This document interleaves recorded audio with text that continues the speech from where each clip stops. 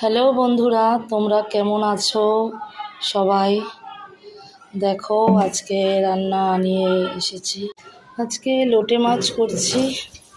এই যে কালো জিরা ফোড়ন দিয়ে দিয়েছি তেল দিয়ে, তারপরে পেঁয়াজ কুচি দিয়ে নিলাম।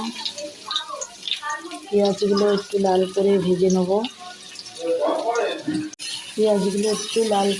নেব।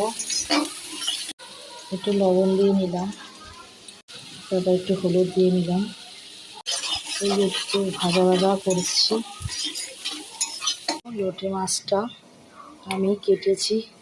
কালকে ভাসুর 2.5 কেজি লোটে মাছ নিয়ে এসছে শ্যামনগরের হাট থেকে। কালকেও কিছু করেছি, আজকেও কিছু করছি। এবার লোটে মাছগুলো দিয়ে দিলাম। দিয়ে দিয়েছি।